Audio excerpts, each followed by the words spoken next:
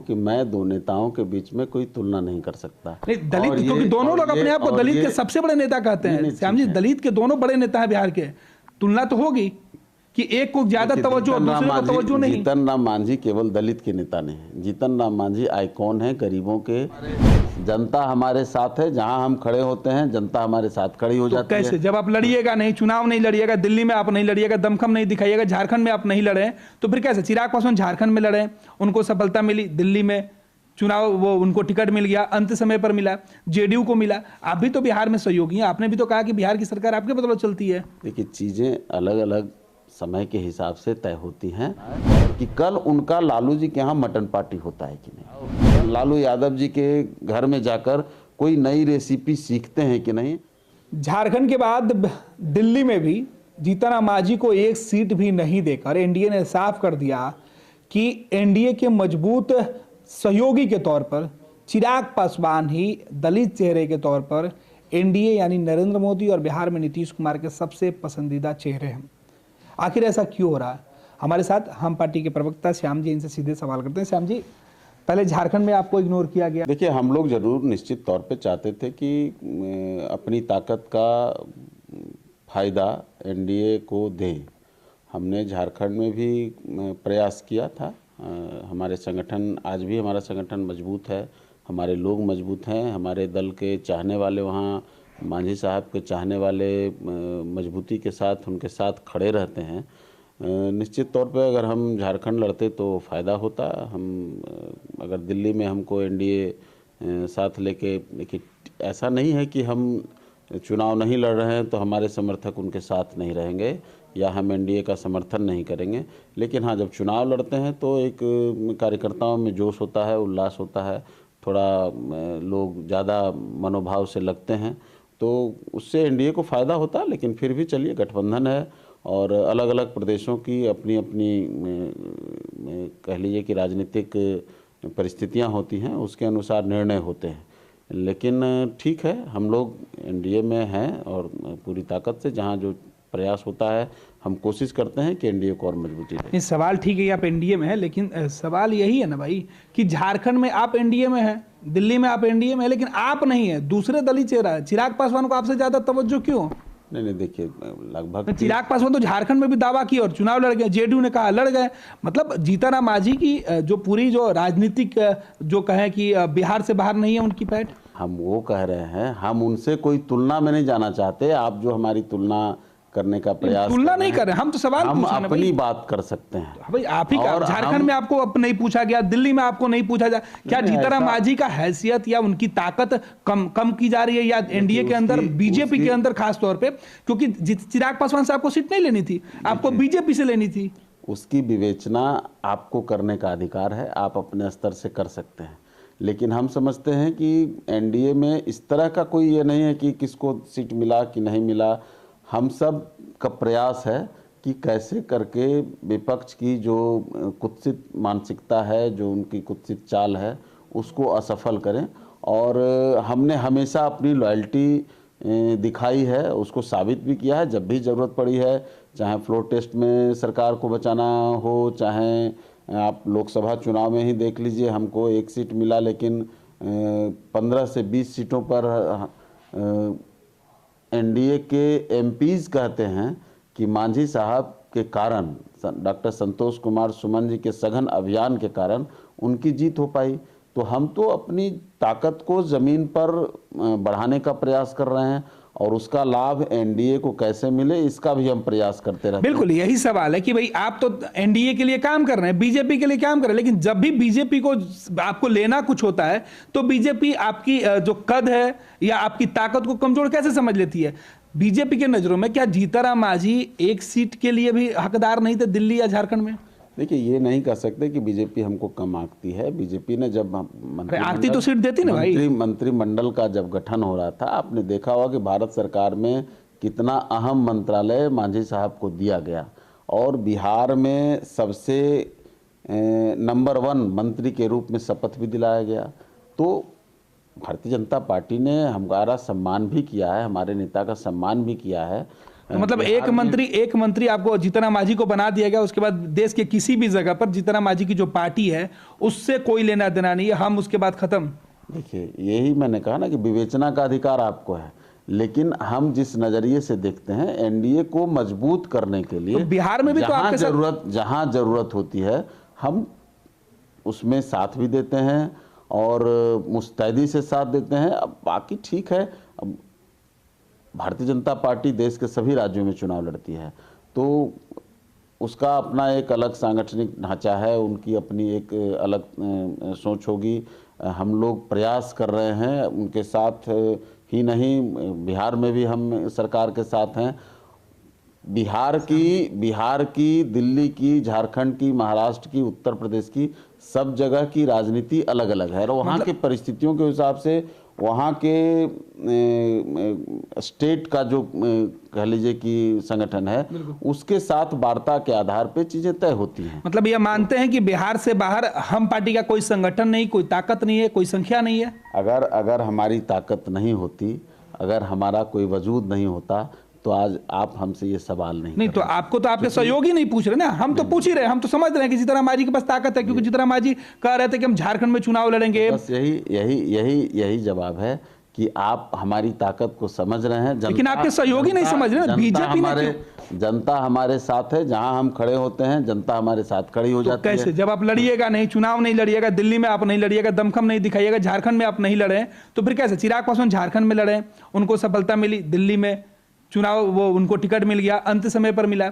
JDU को मिला। आप भी तो बिहार में सहयोगी हैं, आपने भी तो कहा कि बिहार की सरकार आपके बदौलत चलती है। देखिए, चीजें अलग अलग समय के हिसाब से तय होती हैं और आज आप कह रहे हैं पिछली बार शायद हमको लगता है चिराग जी को सीट नहीं मिला था दिल्ली में, इस बार मिला।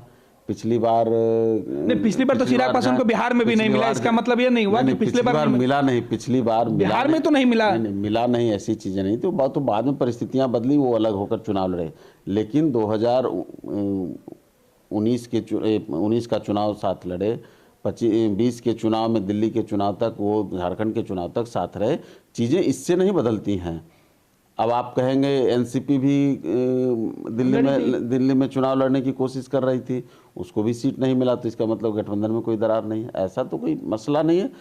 चीजें अलग अलग राज्यों के अगर यही होती हैं। श्याम जी, यही बात अगर इंडिया गठबंधन में दिखाई पड़ रहा है कि अरविंद केजरीवाल ने कांग्रेस के साथ तालमेल नहीं किया तो उनके यहाँ बड़ी फूट है, गठबंधन टूट गया, लेकिन आपके यहाँ क्या मंत्री बना दीजिए और बाकी किसी भी हक की बात की जाए। और एक और सवाल बनता है कि जीतन राम मांझी चिराग पासवान से अनुभव में, उम्र में, काबिलियत में काफी ज्यादा सीनियर है। जीतन राम मांझी कई दफे मुख्यमंत्री बिहार में, एक दफे मुख्यमंत्री बिहार में और कई दफे मंत्री रह चुके हैं। चिराग पासवान से अनुभव में तो काफी ज्यादा ही है। तो क्या चिराग पासवान के आगे जीतन राम मांझी का कद, हैसियत, अनुभव बीजेपी के नजरों में कम है या बीजेपी कम आंकने की कोशिश कर रही है? देखिए, मैं पहले ही कह चुका हूं कि मैं दो नेताओं के बीच में कोई तुलना नहीं कर सकता। नहीं, दलित, क्योंकि दोनों लोग अपने आप को दलित के सबसे बड़े नेता कहते हैं। श्याम जी, दलित के दोनों बड़े नेता हैं बिहार के, तुलना तो होगी कि एक को ज्यादा तवज्जो और दूसरे को तवज्जो नहीं। जीतन राम मांझी केवल दलित के नेता नहीं है, जीतन राम मांझी आइकॉन है, गरीबों के उत्थान के लिए वो जाने जाते हैं और समाज के किसी भी वर्ग के लिए। जिस तरह से उन्होंने मुख्यमंत्री रहते हुए जिन 34 एजेंडों की आप चर्चा करते हैं उसमें आप उठा करके देखें तो जीतन राम मांझी न केवल दलितों के बल्कि सवर्णों के लिए भी जितना उन्होंने कहा किया उतना भी किसी ने आज तक नहीं किया होगा। सबसे पहले ईडब्ल्यूएस की बात उन्होंने कही। खैर चलिए, मूल सवाल से आप बच रहे हैं। अब आते हैं कि कल राहुल गांधी पटना आ रहे हैं। महागठबंधन, इंडिया गठबंधन के जो नेता हैं वो एक मंच पर दिखाई नहीं पड़ेंगे। देखिए, वहाँ तो दरार है ना, हमारे बीच करार है। एनडीए के बीच में कहीं कुछ होता है तो आपको उसमें करार दिखेगा कि चीज़ें इधर उधर भी होती हैं तो हम लोग एकजुट रहते हैं। वहाँ दरार ही दरार है। और राहुल गांधी आ रहे हैं, ठीक है, संविधान सभा की बात करने आ रहे हैं, संविधान का किताब आजकल वो पॉकेट में लेके घूम रहे हैं, लेकिन हमको तो यह देखना है कि आ तो रहे बेचारे अपने दल को फिर से थोड़ा सा प्रोत्साहित करने के लिए। उनके लोगों को लग रहा है कि अब टिकट मिलेगा कि नहीं मिलेगा। पूर्व में भी ऐसा कई बार राष्ट्रीय जनता दल उनके साथ कर चुका है। हद तो है कि जब मनमोहन सिंह प्रधानमंत्री थे और लालू प्रसाद यादव दर्जन भर उनके साथ मंत्री थे, तब 2009 के चुनाव में आपको याद होगा कि कांग्रेस पार्टी को उन्होंने गठबंधन से बाहर कर दिया था और वो और रामविलास पासवान जी एक साथ लड़े थे।